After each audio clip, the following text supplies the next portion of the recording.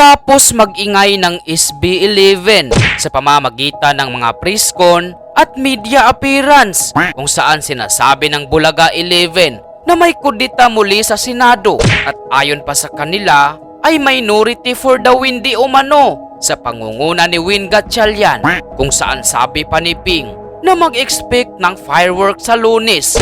Subalit, tila na back to you ang mga pasimuno ng kawalangyaan nang sila ay pagtripan lamang ni Senate President Alan. Yung 13 cents po ba? Oo, yung 13, sa 13, walang unsihan.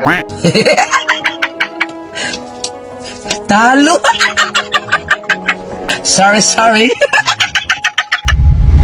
Mukhang na taste of own medicine naman itong si Pinky sa kanyang pa-fireworks sa Lunes nang mismong sa minority ipasabog ni Senator Amy ang isang revelasyon na nagbunyag sa hidden agenda ng minorya sa pangunguna ni Buji D at Tito Soto kung saan nagpaplano ang dalawang grupo na baguhin ang konstitusyon upang pahabain ang termino ng Kongreso, Senado at ng Pangulo upang wala nang mangyaring 2028 election.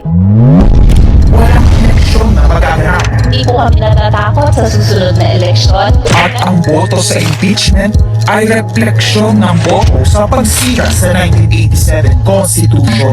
Pabor ang karamihan sa mga pagbabago sa saligang batas, lalo na sa usaping ekonomiya. Ngunit kung papakialaman ng ilan ang konstitusyon para maghari-hari at para sa pansariling kapakinabangan, makapwesto ng matagal o mailuklok ang kamag-anak, humanda kayo sa galit ng bayan. Dahil sa pasabog na ito ni Senator Amy, ay naging masyadong affected itong traidor ng Mindanao na si Mig Zubiri kung saan ipinabura nito ang naturang video ni Amy. Want to point out that the video that the lady senator presented was obviously opinionated, a propaganda tool. Right? It's should be stricken off the record, Madam President. Subalit sa kabila ng pagtanggi ni Mig Zubiri na hindi totoo ang mga isiniwalat ni Senator Amy, ay inamin naman itong si Tito Soto na totoo talaga itong nangyari kaya hindi tuloy nagkatugma ang kanilang mga sinasabi. We were joking. Hindi ko sinasabing hindi nangyari. Baliw ka yata eh! Pwedeng porque pinag-uusapan, narinig mo, yun na kagad. At saka lalabas dito na para bang ako'y nakikiisa. Ha? I have nothing to do with the allegations of Chacha. I heard the proposals. I never brought it up. Talaga, Charmin? To my colleagues. Any one of them. Hindi ko binanggit eh. A few moments later. So yung mga source na nakikinig ng mga kwento, parang they make it sound sinister. What?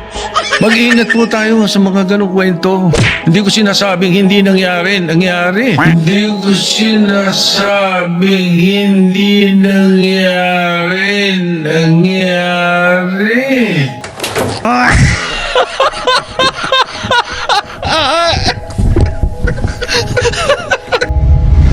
Ang pag-amin na ito ni Tito Soto ay sinuportahan naman ni Ping Lacson kung saan bunga ng pagkamarites nito ay naisiwalat patuloy niya lalo ang kwento.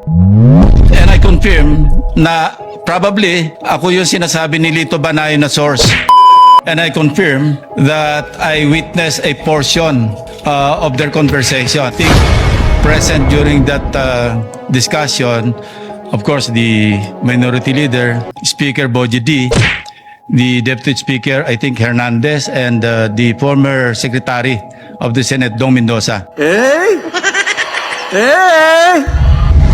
Bunga ng hindi na masikmurang gawaing kalakaran nitong mga nasa minorya ay tila tinabla na sila ni Senator Lito Lapid.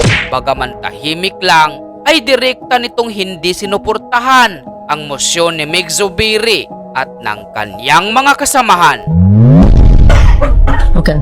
Madam President, Proceed. I got his word. He is not seconding the motion of my amiable friend, the former Majority Leader, Senator Mig Zubiri.